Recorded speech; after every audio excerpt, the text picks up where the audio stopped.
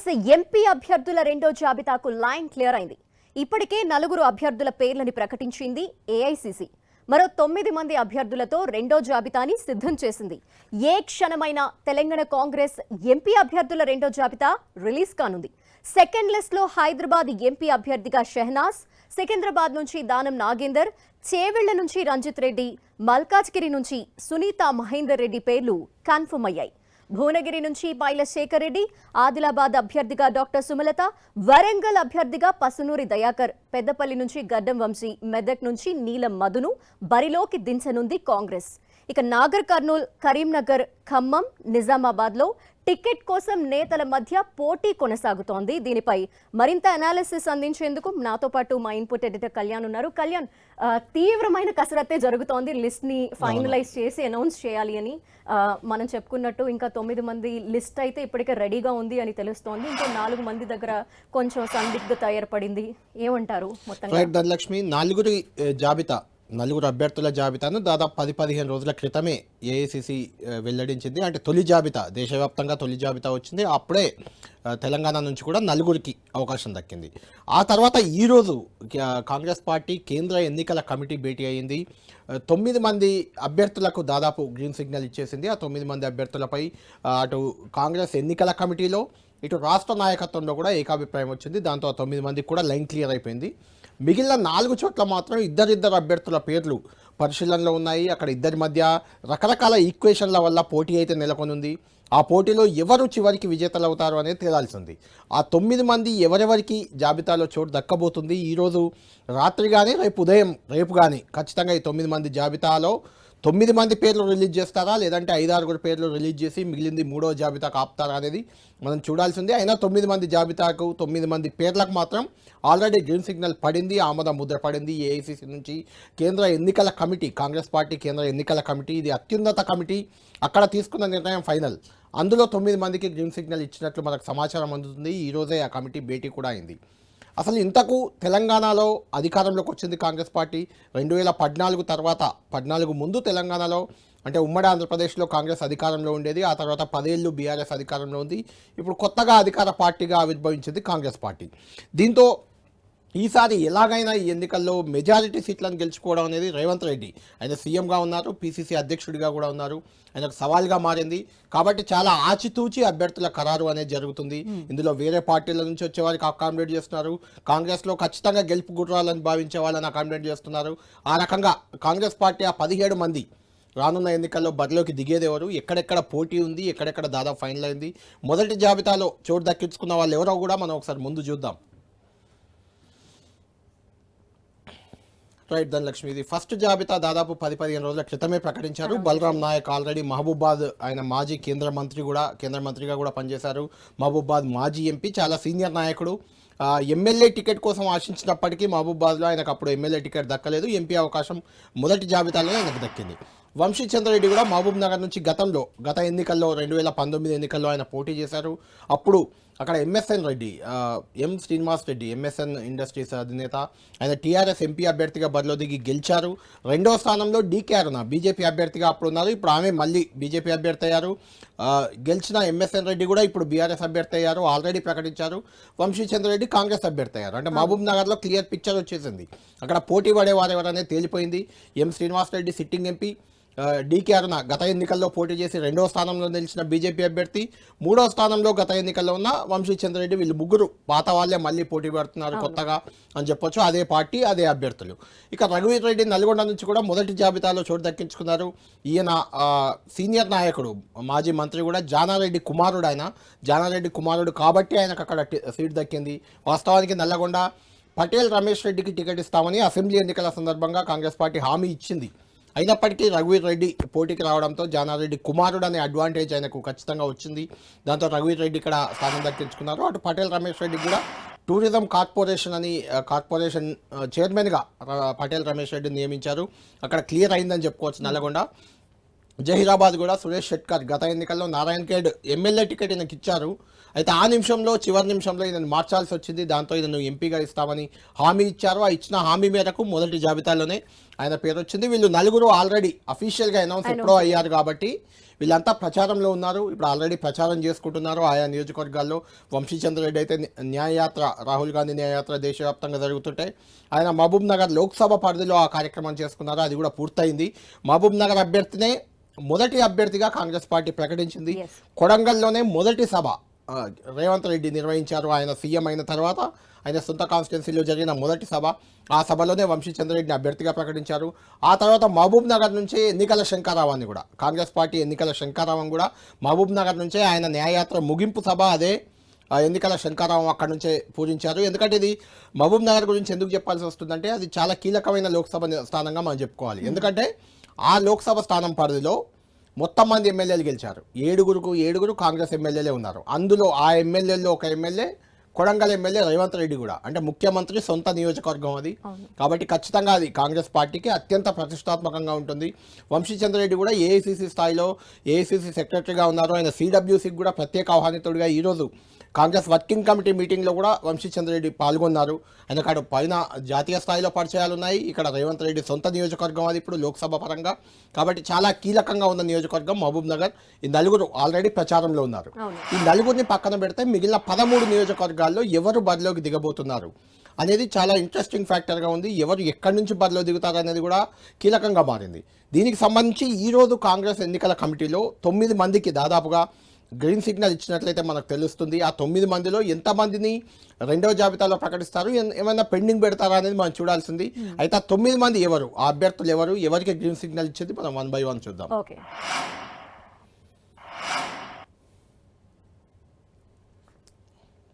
Right, 9 మందితో second list ready అయింది. అందులో మొదటిది హైదరాబాద్ విషయానికి వద్దాం. ఇది గ్రేటర్ హైదరాబాద్ పరిధిలోని 3 నియోజకవర్గాలు ఇవి. ఇక్కడ హైదరాబాద్ షహనాజ్, ఆమె ముస్లిం మైనార్టీ మహిళ. హైదరాబాద్ నియోజకవర్గం అంటేనే ఎంఐఎం కంచుకోటగా ఉంటుంది అది. కాబట్టి అక్కడి నుంచి మహిళా నాయకురాల్ని బరిలో దింపుతున్నారు. దానికి ప్రధాన కారణం 2. ఒకటి, ఎంఐఎం నుంచి ఓవైసీ బరిలో ఉంటారు మైనార్టీ. ఇటు బీజేపీ నుంచి కూడా అభ్యర్థిని ప్రకటించారు మాధవిలత, ఆమె మహిళ. అటు మహిళ ఇటు మైనార్టీ రెండింటిని మిక్స్ చేసి షహనాజ్ని ఇక్కడ బరిలో దింపాలని కాంగ్రెస్ పార్టీ నిర్ణయం తీసుకుంది. ఆమె సుప్రీంకోర్టు న్యాయవాది అని కూడా తెలుస్తుంది. రాజకీయాల్లో అంత యాక్టివ్గా లేకపోయినా కూడా ఆమె సుప్రీంకోర్టు న్యాయవాదిగా, సామాజిక కార్యక్రమాల్లో యాక్టివ్గా ఉన్న మహిళగా ఆమెకు అవకాశం వచ్చినట్లయితే మనకు సమాచారం ఉంది. ఇక దానం నాగేందర్ మనందరికీ తెలుసు. ఆయన ప్రస్తుతం ఖైరతాబాద్ నుంచి బీఆర్ఎస్ పార్టీ ఎమ్మెల్యేగా ఉన్నారు. BRS party sitting MLA. 2 రోజుల క్రితమే ఆయన కాంగ్రెస్లో చేరారు. ఆయన పెద్దగా పోటీ చేయడానికి, అంటే సికింద్రాబాద్ లోక్సభ స్థానంలో పోటీ చేయడానికి పెద్దగా ఆసక్తి చూపట్లేదని ప్రచారం ఉంది. వాస్తవానికి ఇక్కడ నుంచి బొంతు రామ్మోహన్ మొదట్లో మేయర్గా ఉన్నారు, గత మాజీ మేయర్. ఆయనను తీసుకుంది కాంగ్రెస్ పార్టీ. ఆయనకి అక్కడ టికెట్ అని అంతా అనుకున్నారు. అయితే చివరి నిమిషంలో దానం నాగేందర్ 2 రోజుల క్రితమే ఆయన సిట్టింగ్ ఎమ్మెల్యేగా ఉండి మరి కాంగ్రెస్ పార్టీలో చేరారు. అట్లా సిట్టింగ్ ఎమ్మెల్యేగా ఉండి పార్టీ మారితే అనర్హత వేటు కూడా పడే అవకాశం ఉంటుంది. అనర్హత వేటుకు సంబంధించి కూడా బీఆర్ఎస్ పార్టీ ఎమ్మెల్యేలు ఆల్రెడీ స్పీకర్కి ఫిర్యాదు చేశారు. అనర్హత వేటు ఆయనపై వేలాడుతుందని చెప్పొచ్చు. అది ఎప్పుడైనా నిర్ణయం వెలువడవచ్చు. ఈ నేపథ్యంలో దానం నాగేందర్ అనివార్యంగా తప్పదు, ఎందుకంటే అనర్హత వేటు నుంచి తప్పించుకోవాలన్నా లేదంటే అది రాజీనామా చేయాలన్నా ఖైరతాబాద్ సికింద్రాబాద్లో ఆయన గెలవాలి, సికింద్రాబాద్లో పోటీ చేయాల్సిన అవసరం ఉంది. కాబట్టి దాదాపు దానం నాగేందర్ ఇక్కడ ఎంపీ అభ్యర్థి సికింద్రాబాద్లో. అది కేంద్ర మంత్రి కిషన్ రెడ్డి ఇక్కడ అభ్యర్థి బీజేపీ నుంచి. ఆయనపై దిగే అభ్యర్థిగా దానం నాగేందర్ ఇక్కడ దాదాపు ఖరారయ్యారు. ఆయన పేరు ఖచ్చితంగా రెండో జాబితాలో వచ్చే అవకాశం చాలా ఎక్కువగా ఉంది. సునీతా మహేందర్ రెడ్డి కూడా మొన్నటి వరకు, ప్రస్తుతం కూడా బీఆర్ఎస్ పార్టీ జెడ్పీ చైర్మన్గా ఉన్నారు. ఆమె వికారాబాద్ నుంచి జెడ్పీ చైర్మన్గా ఉన్నారు. సునీతా మహేందర్ రెడ్డి భర్త మహేందర్ రెడ్డి బీఆర్ఎస్ పార్టీ ఎమ్మెల్సీగా ఉన్నారు, మాజీ మంత్రి కూడా ఆయన వాస్తవానికి చేవెళ్ళ నియోజకవర్గానికి చెందిన వ్యక్తులు. చేవెళ్ళ నుంచి టికెట్ ఆశించారు, కాంగ్రెస్ పార్టీ టికెట్ కూడా చేవెళ్ళ నుంచే సునీతా మహేందర్ రెడ్డి ఖరారు కావాల్సి ఉంది వాస్తవానికి. అయితే ఇక్కడ మల్కాజ్గిరికి ఆమె అనూహ్యంగా మారాల్సి వచ్చింది. ఎందుకంటే చేవెళ్ళ సిట్టింగ్ ఎంపీ రంజిత్ రెడ్డి కూడా కాంగ్రెస్ పార్టీలో చేరిపోయారు. కాబట్టి ఆయనను చేవెళ్ళ బరిలోకి దింపాలనే ఆలోచనతో సునీతా మహేందర్ రెడ్డిని మల్కాజ్గిరికి మార్చారు. At the same time seat guarantee హామీతోనే ఆవిడ పార్టీ మారారు అని కూడా తెలుస్తుంది. ఖచ్చితంగా చేవెళ్ళ టికెట్ ఇస్తామని హామీతోనే ఆమెను పార్టీలోకి తీసుకున్నారు. కరెక్ట్. అయితే ఆ చేవెళ్ళ సిట్టింగ్ ఎంపీ కూడా పార్టీలోకి రావడంతో వీళ్ళిద్దరిని అకామిడేట్ చేయాల్సిన అనివార్యత ఏర్పడింది. దాంతో చేవెళ్ళ సిట్టింగ్ ఎంపీగా రంజిత్ రెడ్డి ఉన్నారు కాబట్టి ఆయనకు అక్కడే అవకాశం ఇచ్చి సునీతా మహేందర్ రెడ్డిని మాత్రం పక్కన, ఇది కూడా గ్రేటర్ పరిధిలోకే వస్తుంది కాబట్టి మల్కాజ్గిరి స్థానంలోకి పంపారు. మల్కాజ్గిరికి ఇంకొక ఇంపార్టెన్స్ ఏంటంటే ప్రస్తుతం దానికి అంటే ముఖ్యమంత్రి అయ్యారు రేవంత్ రెడ్డి, కానీ ఇప్పుడు ఎంపీగా రేవంత్ రెడ్డి లాస్ట్ టైం ఉన్నది రేవంత్ రెడ్డి. అది కూడా రేవంత్ రెడ్డి సొంత నియోజకవర్గం కింద లెక్క. ఆయన సిట్టింగ్ ఎంపీగా మొన్నటి వరకు ఉన్నారు కాబట్టి అది కూడా గెలిపించుకోవాల్సిన బాధ్యత రేవంత్ రెడ్డి పైనే. అటు సీఎం, ఇటు సిట్టింగ్ ఎంపీ ఆ నియోజకవర్గానికి, పిసిసి అధ్యక్షుడు కూడా. కాబట్టి అది చాలా కీలకమైన నియోజకవర్గం కాబట్టి బలమైన అభ్యర్థిగానే ఆడ సునీతా మహేందర్ రెడ్డిని దింపారని చెప్పొచ్చు. ఎందుకంటే అక్కడ ఈటెల రాజేందర్ ఆల్రెడీ బీజేపీ నుంచి చాలా బలమైన నాయకుడు ఉన్నారు. ఆ ఈటెల రాజేందర్ లాంటి బలమైన నాయకుడిని ఢీకొట్టడానికి సునీతా మహేందర్ రెడ్డి కరెక్ట్ ఆప్షన్ అని కాంగ్రెస్ పార్టీ కానీ రేవంత్ రెడ్డి గారి భావిస్తున్నట్లయితే మనకు కనిపిస్తుంది. నెక్స్ట్ ఇక చేవెళ్ళ రంజిత్ రెడ్డి ఇప్పుడే మనం మాట్లాడుకున్నాం పార్టీ మారి. అవును, ఆయన పార్టీ మారుతారు అని అనుకోక ముందు సునీతా మహేందర్ రెడ్డి అక్కడ అభ్యర్థి, చేవెళ్ళ అభ్యర్థి. కానీ ఆ తర్వాత ఆయనకు వాస్తవానికి బీఆర్ఎస్ పార్టీయే అభ్యర్థిగా ఖరారు చేసింది. సిట్టింగ్ ఎంపీగా రంజిత్ రెడ్డి ఉన్నారు కాబట్టి ఆయనకే టికెట్ ఇచ్చేసింది, ప్రచారం చేసుకోమని చెప్పింది ఎప్పుడో నెల క్రితం. అయినా నెల రోజులుగా ఆయన ఎక్కడా ప్రచారం చేయలేదు. అప్పుడే అందరికి అనుమానాలు మొదలయ్యాయి. ఈయన టికెట్ ఇచ్చినా కూడా ప్రచారంలో దిగట్లేదు, ఏంటి కారణం, ఈయన పోటీ చేస్తారా చేయరా అని ఒక చర్చలు జరుగుతూ వచ్చాయి. అయితే చివరికి ఆయన మొత్తానికి కాంగ్రెస్ పార్టీలో 2 రోజుల క్రితమే కండువా కప్పుకున్నారు. దీపాదాస్ మున్షి రేవంత్ రెడ్డి సమక్షంలో రంజిత్ రెడ్డి, దానం నాగేందర్ ఇద్దరు. అంటే ఇప్పుడు దానం నాగేందర్ సికింద్రాబాద్ అభ్యర్థి అయ్యారు. అలా కండువా కప్పుకున్న రంజిత్ రెడ్డి చేవెళ్ళ అభ్యర్థిగా కాంగ్రెస్ పార్టీకి అయ్యారు. దాంతో చేవెళ్లలో సునీతా మహేందర్ రెడ్డికి టికెట్ ఇస్తామనుకున్నప్పటికీ ఆమెని అనివార్యంగా మల్కాజ్గిరికి మార్చాల్సి వచ్చింది. గ్రేటర్ హైదరాబాద్లో కాంగ్రెస్ పార్టీకి ఎమ్మెల్యే మొన్నటి అసెంబ్లీ ఎన్నికల్లో ఒక్క ఎమ్మెల్యే కూడా గెలవలేదు. ఇక్కడ మొత్తం బీఆర్ఎస్ పార్టీ ఎమ్మెల్యేలే గెలిచారు. కాబట్టి ఇక్కడ 3 నియోజకవర్గాల్లో కూడా మనం అబ్జర్వ్ చేస్తే ధనలక్ష్మి, చేవెళ్ళ నుంచి రంజిత్ రెడ్డి బీఆర్ఎస్ పార్టీ సిట్టింగ్ ఎంపీకి అవకాశం ఇచ్చింది కాంగ్రెస్ పార్టీ. అటు మల్కాజ్గిరి నుంచి మనం ఇప్పుడే చూసాం సునీతా మహేందర్ రెడ్డి, వాళ్ళు బీఆర్ఎస్ నుంచి వచ్చారు, అక్కడ అవకాశం దక్కింది. సికింద్రాబాద్ నుంచి కూడా బీఆర్ఎస్ పార్టీ సిట్టింగ్ ఎమ్మెల్యే దానం నాగేందర్కి అవకాశం ఇచ్చింది. అంటే కాంగ్రెస్ పార్టీ అభ్యర్థులుగా బీఆర్ఎస్ నేతలు అయ్యారని మనం చెప్పుకోవచ్చు. గ్రేటర్ హైదరాబాద్ లో పార్టీకి అభ్యర్థులు ఇంకో పక్క పార్టీ మారిన ప్రతి నేతకి 5గురు మారారు. ఇప్పటి వరకు వారందరికీ కూడా సీట్ గ్యారంటీ అని వినిపిస్తోంది. ఇది కూడా ఒక ఖచ్చితంగా అంటే పార్టీ మారే ముందే వాళ్ళకి ఒక అష్యూరెన్స్ ఇచ్చే పార్టీలోకి తీసుకుంటున్నారు. ముందు బొంతు రామ్మోహన్ కూడా అలాంటి అష్యూరెన్స్ తోటే తీసుకున్నారు వాస్తవానికి, మాజీ మేయర్ని. కానీ అంతకంటే బలమైన వ్యక్తిగా దానం నాగేందర్ని భావించింది కాంగ్రెస్ పార్టీ. దానం నాగేందర్ రావడంతో బొంతు రామ్మోహన్ అభ్యర్థిత్వం అనేది ఊగిస్లాట్లో పడింది. దాదాపు ఆయనకు రాకపోవచ్చు. సికింద్రాబాద్ నుంచి దానం నాగేందరే అభ్యర్థి అయ్యే అవకాశం ఉంది. ఇక పైలశేఖర్ రెడ్డి, ఇది క్లారిటీ రాలేదు వాస్తవానికి. అంటే బయట జనాలకు క్లారిటీ రావట్లేదు. ఎందుకంటే ఆయన ప్రస్తుతం బీఆర్ఎస్ పార్టీలోనే ఉన్నారు, ఇంకా కాంగ్రెస్ పార్టీలో చేరలేదు.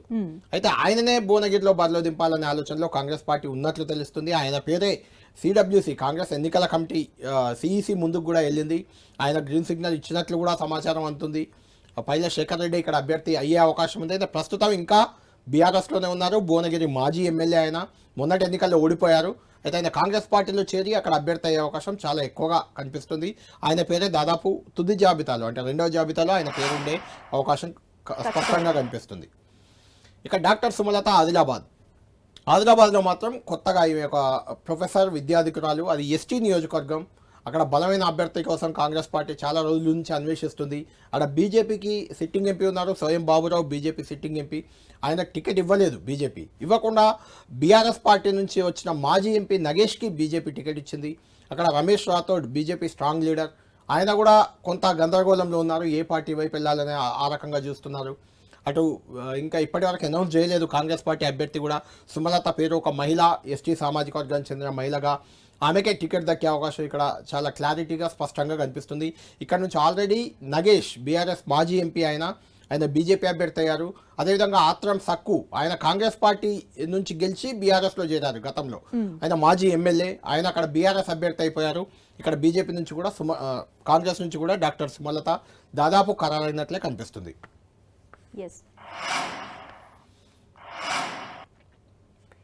వరంగల్ పసునూరి దయాకర్, అలాగే గడ్డం వంశీ పెద్దపల్లి, మెదక్ నుండి నీలం మధు, వీళ్ళ ముగ్గురు పేర్లు కూడా దాదాపు ఖరారైపోయాయి. పసునూరి దయాకర్ కూడా మనం ఇంతకుముందే చెప్పుకున్నట్టు సిట్టింగ్ ఎంపీ, ఆయన బీఆర్ఎస్ పార్టీ సిట్టింగ్ ఎంపీ. వాస్తవానికి ఒక సాధారణ కార్యకర్త, ఆయనకు ఎంపీగా అవకాశం కల్పించింది బీఆర్ఎస్ పార్టీ. 2 సార్లు ఆయన ఎంపీగా గెలిచారు. గత ఎన్నికల్లో అయితే దాదాపు 4 లక్షలకు పైచిలకు మెజార్టీ వచ్చింది. అయితే పెద్దగా ఎవరికి పరిచయం లేని నాయకుడు అయినప్పటికీ క్యాస్ట్ ఈక్వేషన్స్, రకరకాల సామాజిక సమీకరణాలు, కడియం శ్రీహరి రాజీనామా, ఫస్ట్ కడియం శ్రీహరి అక్కడ ఎంపీగా ఉన్నారు, ఆయన రాజీనామా చేసి ఉప ముఖ్యమంత్రి అయిన తర్వాత తెలంగాణకి, అప్పుడు ఆ స్థానంలో ఉప ఎన్నిక వస్తే ఆ ఉప ఎన్నికలో పసునూరి దయాకర్ బరిలో దిగారు. గెలిచారు. ఆ తర్వాత గత ఎన్నికల్లో కూడా మళ్ళీ ఆయనకే అవకాశం ఇచ్చింది బీఆర్ఎస్ పార్టీ, గెలిచారు. అయితే ఈసారి మళ్ళీ కడియం శ్రీహరిని అక్కడ బరిలోకి, కడియం శ్రీహరి ఆల్రెడీ ఎమ్మెల్యేగా ఉన్నారు స్టేషన్ గన్పూర్ కాబట్టి, కడియం శ్రీహరి కూతురు కడియం కావ్య, ఆమెకు బీఆర్ఎస్ పార్టీ అవకాశం ఇచ్చింది. అదే బీఆర్ఎస్ పార్టీలో గందరగోళానికి కారణమైంది. అక్కడ ఉన్న సిట్టింగ్ ఎంపీ కాంగ్రెస్ పార్టీకి వెళ్ళిపోయారు.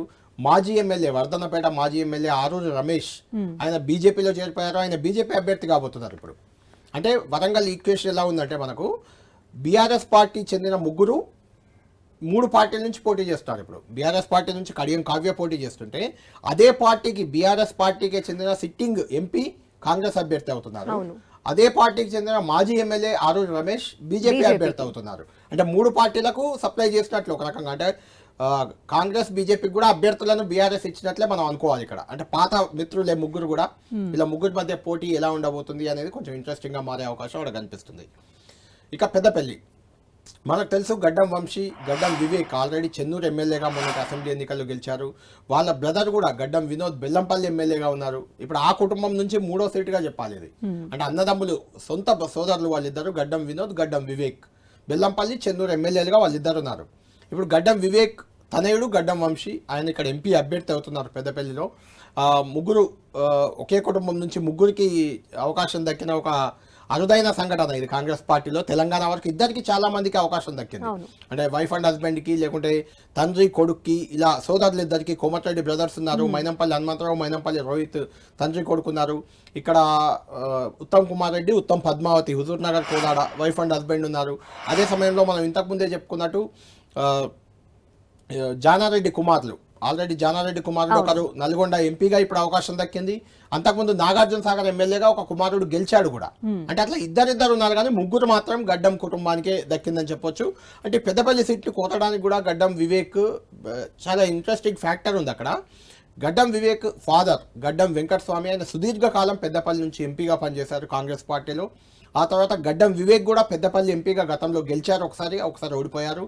ఆ తర్వాత ఆయన కుమారుడు, అంటే ఆ స్థానం అనేది కొంచెం ఈ కుటుంబానికి వారసత్వంగా వస్తున్నట్లు మనం చూడాలి. మళ్ళీ అతని కుమారుడికి కూడా ఇక్కడ అవకాశం దక్కుతుంది. 2వ జాబితాలో ఆయన పేరు కూడా వచ్చే అవకాశం కనిపిస్తుంది.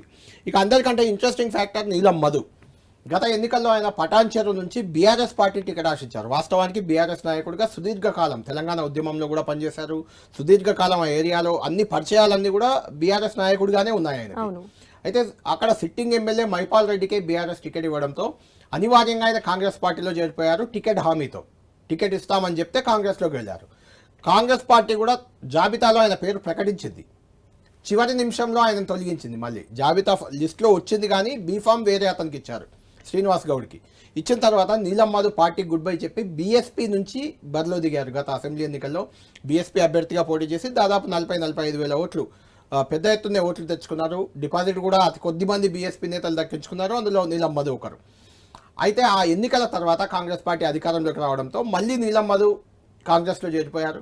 కాంగ్రెస్లో చేరి మెదక్ టికెట్ హామీ అయితే దక్కించుకున్నారు. మరి మెదక్ టికెట్ నీలం మధుకు వచ్చే అవకాశం చాలా ఎక్కువగా కనిపిస్తుంది. నీలం మధు ఫ్యాక్టర్ వెనుక ముఖ్యంగా ఉన్నది ఏంటంటే, ముదిరాజ్ కులం అనే ఒక ఫ్యాక్టర్ నీలం మధు వెనుక ఎక్కువగా కనిపిస్తుంది. నీలం మధు ముదిరాజిన, ఎందుకంటే కాసాని జ్ఞానేశ్వర్ చేవెళ్ల నుంచి బీఆర్ఎస్ బరిలో దింపింది. ముదిరాజ్ కమ్యూనిటీలో చాలా పెద్ద పర్సనాలిటీ ఆ కమ్యూనిటీ వరకు. ఇటు మల్కాజ్గిరి నుంచి ఈటెల రాజేందర్ను బీజేపీ బరిలో దింపింది. ఆయన కూడా ముదిరాజ్ కమ్యూనిటీలో చాలా స్ట్రాంగ్ లీడర్, పెద్ద లీడర్. ఇప్పుడు కాంగ్రెస్ పార్టీకి ఒక బలమైన ముదిరాజ్ నాయకుడు కావాలి. ముదిరాజ్కి ఆ ఇద్దరు, అంటే బీజేపీ బీఆర్ఎస్ ఇద్దరు కూడా ముదిరాజుకి ఎంపీ టికెట్లు ఇచ్చింది కాబట్టి కాంగ్రెస్ కూడా అనివార్యంగా ఒక ముదిరాజుకి ఇవ్వాల్సిన అవసరం ఏర్పడింది.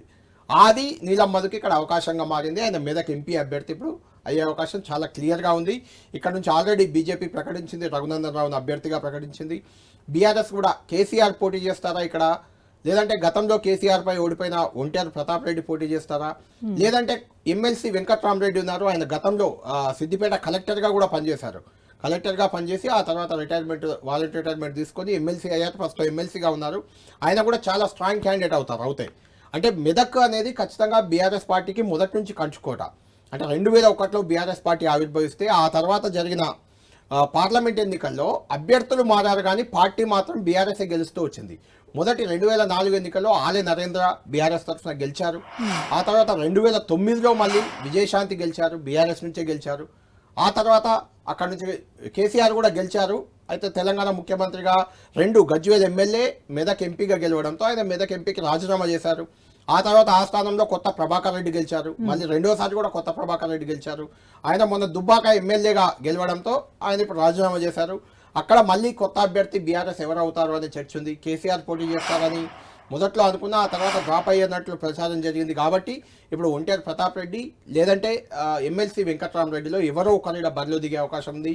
మెదక్ కూడా 3 పార్టీలకు కూడా చాలా ప్రెస్టీజియస్, ఎందుకంటే అది గజ్వేల్ నియోజకవర్గం అక్కడే ఉంటుంది మెదక్లోనే. కేసీఆర్ అక్కడ నుంచి ప్రాతినిధ్యం వహిస్తున్నారు. పక్కనే సిద్దిపేట నియోజకవర్గం ఉంటుంది, అక్కడ నుంచి హరీష్ రావు ప్రాతినిధ్యం వహిస్తున్నారు. కాబట్టి ఇది ఖచ్చితంగా బీఆర్ఎస్ పార్టీ మొత్తం తెలంగాణలో ఉన్న 17 నియోజకవర్గాల్లో బీఆర్ఎస్ గెలుపు అవకాశం ఎక్కడుంది అంటే ఎవరైనా మెదక్ అని చెప్పేస్తారు. అలాంటి నియోజకవర్గం అది. అక్కడ పోటీ అనేది మామూలు విషయం కాదు. అది కాంగ్రెస్ పార్టీకైనా బీజేపీకైనా ఒక టఫ్ టాస్కే. అటు బీఆర్ఎస్ కూడా తన స్థానాన్ని కాపాడుకోవడం అనేది కూడా టఫ్ టాస్క్గా ఉంటుంది. కాబట్టి మెదక్లో ఏం జరుగుతుంది అనేది తెలంగాణ వ్యాప్తంగా కూడా ఇంట్రెస్టింగ్ ఫ్యాక్టర్ కాబోతుంది రానున్న ఎన్నికల్లో. నెక్స్ట్ నాగర్ కర్నూలు, అక్కడ కూడా దాదాపు అభ్యర్థి ఖరారుగా కనిపిస్తోంది, చూద్దాము. రైట్, ఇది కొంచెం టికెట్ ఫైట్ నడుస్తుంది ఇక్కడ. అంటే మనకు మొదటి నుంచి కూడా ఇద్దరు సీనియర్ నాయకులు, సంపత్ కానీ మల్లు రవి కానీ. అయితే సంపత్ మొదటి ఎన్నికల్లో ఓడిపోయారు, ఆలంపూర్ నుంచి పోటీ చేసి ఓడిపోయారు. మహబూబ్ నగర్ జిల్లాలో ఓడిపోయిన కాంగ్రెస్ పార్టీ మొత్తం మహబూబ్ నగర్లో 14 సీట్లు ఉంటే ఆ 14లో 12 సీట్లలో కాంగ్రెస్ పార్టీ గెలిచింది. ఓడిపోయిన 2 సీట్లలో నాగర్ కర్నూలు ఒకటి. అంటే నాగర్ కర్నూలు పార్లమెంట్ పరిధిలోని అలంపూర్ నుంచి ఎమ్మెల్యేగా సంపత్ ఓడిపోయారు. ఓడిపోయిన నాయకులకు టికెట్ ఇవ్వకూడదు కాంగ్రెస్ పార్టీ తీసుకున్న నిర్ణయం సంపత్కి కొంచెం ఇబ్బందికరంగా మారే అవకాశం ఉంది. అదే సమయంలో సంపత్ తెర మీదకి రావడానికి కూడా ప్రధానంగా మాదిగా, జనరల్గా ఇది ఎస్సీ నియోజకవర్గంలో మాదిగా 2 కమ్యూనిటీలను బ్యాలెన్స్ చేస్తుంటారు. తెలంగాణలో మాదిగ కమ్యూనిటీ ఓట్ బ్యాంక్ చాలా ఎక్కువగా ఉంటుంది. కాబట్టి తెలంగాణలో 3 ఎస్సీ నియోజకవర్గాలు ఉన్నాయి, పెద్దపల్లి, వరంగల్, నాగర్ కర్నూలు. 3లో 2 మాదిగలకి 1 మాలకి ఇవ్వడం అనేది జనరల్గా అన్ని పార్టీలు చేస్తుంటాయి. ఎందుకంటే మాదిగ కమ్యూనిటీని సాటిస్ఫై చేయాలి కాబట్టి వాళ్ళు ఎక్కువ జనాభా ఉంటారు, ఎక్కువ ఓటర్లు ఉంటారు. కాబట్టి అది ఆ ఈక్వేషన్తో సంపత్కే ఇక్కడ వస్తుందా అంతా అనుకున్నారు. అయితే గత ఎన్నికల్లో ఓడిపోయిన వాళ్ళకి టికెట్లు ఇవ్వకూడదని నిర్ణయం తీసుకోవడంతో పాటు మల్లు రవికి జాతీయ స్థాయిలో ఉన్న పరిచయాలు, రేవంత్ రెడ్డికి చాలా సన్నిహితుడిగా ఉన్న పేరు, ఆయన మాజీ ఎంపీ కూడా, నాగర్ కర్నూలుకు మాజీ ఎంపీగా పనిచేసిన అనుభవం, ఇవన్నీ కూడా మల్లు రవికి కలిసి వచ్చే అంశాలు. మల్లు రవి పేరు దాదాపుగా ఖరారైంది. అయినప్పటికీ సంపత్ చివరి ప్రయత్నాలు చేస్తున్నారు. అంటే మాదిగా మాల ఆ ఈక్వేషన్లో సంపత్ ప్రయత్నాలు అయితే కొనసాగుతున్నాయి. అయినా మల్లు రవికే ఇక్కడ నుంచి టికెట్ దాదాపు ఖరారైంది. అయితే 2వ జాబితాలో ప్రకటిస్తారా లేదంటే 3వ జాబితా కొంచెం సముదాయించి ఇద్దరిని బుజ్జగించి అండర్స్టాండింగ్కి వచ్చిన తర్వాత ప్రకటిస్తారా అనేది మనం చూడాలి. అయితే నాగర్ కర్నూలు అనేది కాంగ్రెస్ పార్టీకి కూడా చాలా కీలకమైన స్థానం అయిపోయింది ఇప్పుడు. ఎందుకంటే ఇక్కడ నుంచి బహుజన్ సమాజ్ పార్టీ రాష్ట్ర అధ్యక్షుడిగా ఉన్న ఆర్ఎస్ ప్రవీణ్ కుమార్ ఆయన పార్టీకి రాజీనామా చేసి బీఆర్ఎస్లో చేరారు. ఇప్పుడు ఆయన ఇక్కడ అభ్యర్థి కాబోతున్నారు. నాగర్ కర్నూలు నుంచి ఎంపీ అభ్యర్థిగా RS Praveen Kumar, retired IPS ఆయన బరిలో దిగుతున్నారు. కాబట్టి ఎలాగైనా అంటే ఆయన గట్టి క్యాండిడేట్ అవుతారు ఖచ్చితంగా. మొన్నటి వరకు కాంగ్రెస్ పార్టీ సింగిల్గా వన్ సైడ్ వార్ అన్నట్టుగా ఉండేది. అయితే ఇప్పుడు ఆర్ఎస్ ప్రవీణ్ కుమార్ రాకతో ఖచ్చితంగా టఫ్ టాస్క్ కాబోతుంది. ఇక్కడ గట్టి పోటీయే ఉండబోతుంది కాంగ్రెస్కి. కాబట్టి మల్లు రవి లాంటి సీనియర్ నాయకుడు, బలమైన నాయకుడు, అందరికీ ఆమోదయోగ్యం. ముఖ్యంగా నాగర్ కర్నూలు పార్లమెంట్ పరిధిలో ఉన్న ఎమ్మెల్యేలంతా కూడా మల్లు రవి వైపే మొగ్గు చూపుతున్నారు. కాంగ్రెస్ ఎమ్మెల్యేలు అందులో గెలిచిన 2 ఎమ్మెల్యేలు ఓడిపోయారు. ఒకటి అలంపూర్ సంపత్, రెండోది సరితా తిరుపతయ్య గద్వాల, 2 ఓడిపోయారు. మిగిలిన 5 ఎమ్మెల్యేలు ఉన్నారు. అందులో మంత్రి జూపల్లి కృష్ణారావు కానీ ప్రజెంట్ మంత్రిగా ఉన్నారు, ఆయన కీలకంగా ఉండబోతున్నారు. ఆయన కానీ లేదంటే నాగర్ కర్నూలు నుంచి రాజేష్ రెడ్డి, మిగిలిన అచ్చంపేట నుంచి డాక్టర్ వంశీకృష్ణ, ఇలాంటి వాళ్ళంతా గెలిచిన ఎమ్మెల్యేలంతా కూడా మల్లు రవి వైపే మొగ్గు చూపుతున్నారు. మల్లు రవి కరెక్ట్ క్యాండిడేట్ అని చెప్తున్నారు. సర్వేల్లో కూడా కొంత మల్లు రవికే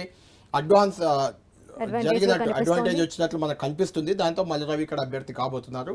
ఇక్కడ గెలుపు అవకాశం ఎలా ఉంటుంది అనేది మనం చూడాలి. ఓకే, నెక్స్ట్ కరీంనగర్, అక్కడ కూడా కొంచెం క్లారిటీ రాలేదు. ప్రవీణ్ రెడ్డి కావచ్చు, అలాగే వెలిచాల రాజేంద్రరావు కావచ్చు, ఈ ఇద్దరి మధ్య కూడా ఎవరు కన్ఫర్మ్ అవుతారు అనేది వాళ్ళలో కూడా ఒక సందిగ్ధత ఉంది. కరెక్ట్. అయితే ప్రవీణ్ రెడ్డి మాజీ ఎమ్మెల్యే అయిన ఉస్నాబాద్ నుంచి గతంలో గెలిచారు. మొన్న కూడా ఉస్నాబాద్ టికెట్ ఆశించారు. అయితే పొన్నం ప్రభాకర్, ఆయన కరీంనగర్ సొంత నియోజకవర్గం అయినది. అయితే ఆయన ఉస్నాబాద్కు వచ్చారు. అక్కడ కొంచెం గౌడ సామాజిక వర్గం ఓట్లు ఎక్కువగా ఉంటాయని సామాజిక సమీకరణాలతో ఆయన కరీంనగర్ స్థానాన్ని వదిలేసి ఉస్నాబాద్ వచ్చారు. అప్పుడు ప్రవీణ్ రెడ్డి అనివార్యంగా టికెట్ త్యాగం చేయాల్సి వచ్చింది పొన్నం ప్రభాకర్ కోసం. ఆయన గెలిచారు, మంత్రి కూడా అయ్యారు, రాష్ట్ర మంత్రి కూడా అయ్యారు. కాబట్టి ప్రవీణ్ రెడ్డికి ఇక్కడ టికెట్ దక్కే అవకాశం ఉన్నట్లు మ్యాక్సిమం ప్రచారం అయితే జరుగుతుంది. ప్రవీణ్ రెడ్డి కూడా కరెక్ట్ క్యాండిడేట్ వాస్తవానికి. అక్కడ ప్రవీణ్ రెడ్డికి టికెట్ దక్కే ఛాన్స్ ఉంది. అయితే సడన్గా వెల్చాల రాజేంద్రరావు ఇక్కడ తెరపైకి వచ్చారు. గతంలో ఆయన బీఆర్ఎస్ పార్టీ నుంచి ఎమ్మెల్యేగా పోటీ చేసి ఓడిపోయారు. ఆ తర్వాత పీఆర్పీ నుంచి కూడా ఎంపీగా, కరీంనగర్ ఎంపీగా పోటీ చేసి ఓడిపోయారు. అయితే చాలా కాలంగా కాంగ్రెస్ పార్టీలో అంటిముట్టనట్టే వ్యవహరించారు. కాంగ్రెస్ పార్టీ వ్యక్తి అయినప్పటికీ పెద్దగా యాక్టివ్ రోల్లో అయితే ప్లే చేయలేదు. ఇప్పుడు ఆయన టికెట్ ఆశిస్తున్నారు. అంటే వెల్చాల రాజేంద్రరావుకి ఇక్కడ పేరు ఎందుకు ప్రధానంగా చర్చకు వస్తుంది, ఎందుకు ఆయనకు అవకాశం ఉందంటే, మొత్తం కరీంనగర్ పార్లమెంటు, కరీంనగర్ లోక్సభ స్థానానికి 19 సార్లు ఎన్నికలు జరిగాయి ఇప్పటి వరకు. ఆ 19 సార్లు ఎన్నికలు జరిగితే అందులో ఒక్కసారి ఎల్ రమణ ఇప్పుడు ప్రస్తుతం బీఆర్ఎస్ ఎమ్మెల్సీగా ఉన్నారు ఆయన, ఇంకొకసారి పొన్నం ప్రభాకర్, ఇదే ఇప్పుడు చెప్పుకున్న రాష్ట్ర మంత్రిగా ఉన్నారు పొన్నం ప్రభాకర్, ప్రజెంట్ బండి సంజయ్ సిట్టింగ్ ఎంపీగా ఉన్నారు. వీళ్ళు ముగ్గురు మాత్రమే బీసీ సామాజిక వర్గానికి చెందిన నాయకులు గెలిచారు. మిగిలిన 16 సార్లు కూడా వెలమ సామాజిక వర్గానికి చెందిన నాయకులే గెలిచారు. పార్టీలు ఏవైనా, బీజేపీ అయినా, బీఆర్ఎస్ అయినా, కాంగ్రెస్ అయినా 16 సార్లు. అందులో కేసీఆర్ 3 సార్లు గెలిచారు, చిన్నమనేని విద్యాసాగరరావు 2 సార్లు గెలిచారు అక్కడి నుంచి, అంతకుముందు చొక్కారావు, ఎం సత్యనారాయణరావు, ఇలా ఎవరైనా కూడా మొత్తానికి 16 సార్లు ఈ వెల్చాల రాజేంద్రరావు సామాజిక వర్గానికి చెందిన నాయకులే గెలవడంతో అక్కడ కొంత ఈ సామాజిక వర్గానికి ఇస్తే బెటర్ అనే ఆలోచనతో ఆయన పేరు ప్రధానంగా తెరపైకి వచ్చింది. అయితే వెల్చాల రాజేంద్రరావుకు ఉన్న ఫాలోయింగ్, ఆయనకున్న పరిచయాలు కానీ ప్రవీణ్ రెడ్డితో కంపేర్ చేసినప్పుడు కొంత ఇమేజ్, జనంలో ఇమేజ్ కూడా కొంచెం తక్కువే. వీళ్ళ ఫాదర్ కూడా మాజీ ఎమ్మెల్యే జగపతిరావుకు చాలా మంచి పేరు కూడా ఉంది అక్కడ. కాబట్టి రాజేంద్రరావు పేరు కూడా పరిశీలిస్తారు. అయితే ప్రవీణ్ రెడ్డికి ఇక్కడ టికెట్ దక్కే అవకాశం ఉంది. ఎందుకంటే బీఆర్ఎస్ పార్టీ నుంచి కూడా ఆల్రెడీ ఇదే వెల్మ సామాజిక వర్గానికే చెందిన వినోద్ కుమార్ బరిలో ఉన్నారు. కాబట్టి అక్కడ రెడ్డి సామాజిక వర్గానికి ఇవ్వడం వల్ల కొంత ఉపయోగం ఉంటుందని ప్రవీణ్ రెడ్డి వైపే ఎక్కువ మంది నాయకులు కానీ పార్టీ అధిష్టానం కానీ సర్వేల్లో కూడా ఈవెన్ ప్రవీణ్ రెడ్డి పేరే వచ్చినట్లయితే మనకు తెలుస్తుంది. ప్రవీణ్ రెడ్డి పేరే ఖరారయ్యే అవకాశం ఉంది. చివరి నిమిషం వరకు మనం చూడాలి. అయితే వెలుమ సామాజిక వర్గానికి ఒక్క సీటు కూడా 17లో ఒక్క సీటు కూడా అవకాశం లేదు. కేవలం ఇక్కడ ఒక్క దగ్గరే ఉంది. ఆ ఈక్వేషన్ ఏమన్నా రాజేంద్రరావుకు వర్కౌట్ అవుతుందో చూడాలి మనం అంతే. ఓకే, నెక్స్ట్ ఖమ్మం, అక్కడ ఏ అభ్యర్థి నిలబడ్డా కూడా ఖచ్చితంగా కాంగ్రెసే గెలుస్తుంది అనే కాన్ఫిడెంట్ గా చెప్పే ప్లేస్. అలాంటి ప్లేస్ లో అండ్ టఫ్ గా ఉంది కూడా, ఎవరిని అభ్యర్థిగా ఖరారు చేస్తారు అనేది కూడా. ఇక్కడ ఎందుకు టఫ్ గా ఉందంటే ధనలక్ష్మి, ఖమ్మంలో మొన్నటి ఎన్నికల్లో, అసెంబ్లీ ఎన్నికల్లో ఎమ్మెల్యే స్థానాలు అన్నీ కూడా ఒక భద్రాచలం మినహా మిగిలిన 9 జిల్లాలో 9 అసెంబ్లీ స్థానాలు, 10 అసెంబ్లీ స్థానాలు ఉన్నాయి. అందులో 9 కాంగ్రెస్ పార్టీ క్లీన్ స్వీప్ చేసింది. కేవలం భద్రాచలం మాత్రమే బీఆర్ఎస్ ఎమ్మెల్యే గెలిచారు అక్కడ, తెల్లం వెంకట్రావు. ఆయన కూడా పొంగులేటి శ్రీనివాసరెడ్డికి అత్యంత సన్నిహితుడు. కాంగ్రెస్ పార్టీ టికెట్ దక్కకపోవడంతో ఆయన బీఆర్ఎస్ లో చేరి టికెట్ దక్కించుకున్నారు, గెలిచారు కూడా. గెలిచిన వెంటనే పొంగులేటి శ్రీనివాసరెడ్డితో కలిసి ఆయన రేవంత్ రెడ్డిని కలిశారు. ఇప్పుడు ఆయన బీఆర్ఎస్ పార్టీకి దూరంగా ఉన్నారు, కాంగ్రెస్ పార్టీకి అటాచ్ అయిపోయారు. కాబట్టి ఖమ్మం జిల్లాలో ఉన్న మొత్తం ఎమ్మెల్యే స్థానాలన్నీ కాంగ్రెస్ పార్టీ చేతిలోనే ఉన్నాయని చెప్పుకోవచ్చు. కాబట్టి ఇక్కడ ఎవరు పోటీ చేసినా గెలుపు ఖాయం అనే ఒక చర్చ సాగుతుంది. దాంతో ఇక్కడ పోటీ అనేది చాలా తీవ్రంగా ఉంది. ఇందులో జిల్లాకు ముగ్గురు మంత్రులు ఉన్నారు. ఒకతను డిప్యూటీ ముఖ్యమంత్రి బట్టి విక్రమార్క, మరొకరు పొంగులేటి శ్రీనివాసరెడ్డి, ఇంకొకరు తుమ్మల నాగేశ్వరరావు. ఈ ముగ్గురు మంత్రులు కూడా తమ మనుషులకే, అంటే తమ కుటుంబ సభ్యులకే, ఒక రకంగా మనుషులు కూడా కాదు, కుటుంబ సభ్యులకే టికెట్లు ఇప్పించుకునే ప్రయత్నం చేశారు. తుమ్మల కూడా తన కుమారుడు యుగంధర్కి టికెట్ అడిగారు, కానీ ఆయన రేస్లో వెనుకబడిపోయారు. టూ యంగ్ అనే ఉద్దేశంతో ఆయనకి ఇవ్వట్లేదు. మిగిలిన పొంగులేటి ప్రసాద్ రెడ్డి, పొంగులేటి శ్రీనివాసరెడ్డికి స్వయాన సోదరుడు ఆయన టికెట్ అడుగుతున్నారు. మల్లు నందిని అంటే మల్లు బట్టి విక్రమార్క సతీమణి, ఆమె కూడా టికెట్ రేస్లో ఉన్నారు. ఇందులో మధ్యలో ఇంకొక వ్యక్తి కూడా రేస్లోకి వచ్చారు, ఆయన వి హనుమంతరావు. కాంగ్రెస్ పార్టీలో చాలా సీనియర్ నేత, బీసీలకు టికెట్ ఇవ్వాలంటూ ఒక నినాదం తీసుకున్నారు. ఖమ్మం జిల్లాలో ఎప్పటి నుంచో పనిచేసుకుంటున్నా అంటూ కూడా ఆ టికెట్ అడిగారు. అయినప్పటికీ హైదరాబాద్కు చెందిన వి హనుమంతరావుకి ఖమ్మంలో ఇచ్చే అవకాశాలు చాలా తక్కువ. ఎందుకంటే ఆయన హైదరాబాద్ లోకల్లో అవకాశం ఉంది, సికింద్రాబాద్ ఉంది, మల్కాజ్గిరి ఉంది, చేవెళ్ళ ఉంది, చేయాలనుకుంటే ఈవెన్ హైదరాబాద్ కూడా ఉంది. ఇవన్నీ జనరల్ సీట్లే, అక్కడ ఎక్కడైనా వి హనుమంతరావు చేయొచ్చు. కానీ ఇవన్నిటిని వదిలేసి ఈజీగా గెలవచ్చు అనే ఉద్దేశంతో వి హనుమంతరావు అడిగారు. కానీ ఆయన పేరు పరిశీలనలో లేదు ప్రస్తుతానికైతే. చివరి నిమిషంలో చెప్పలేం, కాంగ్రెస్లో ఏదైనా జరగచ్చు. ఇప్పటికైతే వి హనుమంతరావు పేరు లేదు. పొంగులేటి ప్రసాద్ రెడ్డి, మల్లు నందిని పేరు మాత్రమే ఉంది. వీరిద్దరితో పాటు మరొక మీడియా సంస్థకు చెందిన ఒక వ్యక్తి కూడా ప్రయత్నిస్తున్నట్లయితే ప్రచారం ఉంది. ఈ ముగ్గురులో ఎవరికి టికెట్ దక్కబోతుంది, వీళ్ళిద్దరి మధ్య అతనేమైనా టికెట్ దక్కించుకుంటారా, లేదంటే వీళ్ళిద్దరిలో ఎక్కువ ఛాన్సెస్ మాత్రం పొంగులేటి ప్రసాద్ రెడ్డి వైపే ఉన్నాయి. ఆయనకే టికెట్ దక్కే ఛాన్స్ అయితే మనకు కనిపిస్తుంది. ఓకే, నెక్స్ట్ నిజామాబాద్, అక్కడ అసలు చాలా టఫ్ ఫైట్ ఉండే ప్లేస్. సో ఇక్కడ జీవన్ రెడ్డి నిజామాబాద్ ఎంపీ అభ్యర్థి, దాదాపు నేనే అనే ఆలోచనలో జీవన్ రెడ్డి ఉన్నారు. ఆయన ప్రచారంలో కూడా దిగిపోయారు. జీవన్ రెడ్డి సొంత నియోజకవర్గం నిజామాబాద్ పార్లమెంట్లోనే ఉంటుంది. జగిత్యాల నియోజకవర్గంలో మొన్నటి ఎన్నికల్లో జీవన్ రెడ్డి ఓడిపోయారు. మనం ఇంతకుముందే చెప్పుకున్నట్టు ఓడిపోయిన నేతలకు సంపత్ విషయంలో చెప్పుకున్నట్టే ఓడిపోయిన వాళ్ళకి మళ్ళీ టికెట్ ఇవ్వకూడదు ఎంపీ అనే ఒక ఆలోచన కాంగ్రెస్ పార్టీ చేస్తుంది. ఒకవేళ అది జరిగితే మాత్రం జీవన్ రెడ్డి కొంత ఇబ్బందికరంగా ఉంటుంది. లేదంటే ఒకవేళ ఎగ్జామ్షన్ కూడా ఇవ్వచ్చు. అలాంటి ఆలోచన అందరి దగ్గర ఉన్న జీవన్ రెడ్డికి ఎగ్జామ్షన్ ఇచ్చే అవకాశం కూడా లేకపోలేదు. అయితే ఇక్కడ మరో ఆల్టర్నేట్ పేరుగా ఆకుల లలిత, ఈమె ఎమ్మెల్సీగా ఉన్నారు, మొన్నటి వరకు బీఆర్ఎస్ పార్టీలో ఉన్నారు, ఆమె కాంగ్రెస్లో చేరారు. బీసీ ఈక్వేషన్ అనేది కూడా ఈమె కొంత అడ్వాంటేజ్ అయ్యే అవకాశం ఉంది. ఎందుకంటే మనం చూసాం ఇప్పుడు ఇంతసేపు మనం చూసిన పేర్లలో చాలా వరకు రెడ్డి సామాజిక వర్గం పేర్లే కనిపించాయి. కాబట్టి బీసీ ఈక్వేషన్లో ఆకుల లలిత బీసీ మహిళ కూడా కాబట్టి కొంత ఆమె పేరు కూడా పరిశీలనలో ఉంది. ఇద్దరిలో ఎవరికి టికెట్ దక్కపోతుంది అనేది మనకి ఈరోజు రాత్రికి కానీ లేదంటే రేపు కానీ తేలే అవకాశం ఉంది ధనలక్ష్మి. మొత్తానికి ఈ అభ్యర్థుల్లో ఎవరు ఖరారు అవుతారు, ఎవరికి ఇప్పటికే ఆల్రెడీ 9 మందికి అయితే గ్రీన్ సిగ్నల్ ఇచ్చారు. అందులో ఎంతమంది ఫైనల్కి రెండో జాబితాలో చోటు దక్కించుకుంటారు, మిగిలిన వాళ్ళు ఎవరు మూడో జాబితాలకు వెళ్తారు అనేది మనం వేచి చూడాల్సిన అవసరం ఉంది.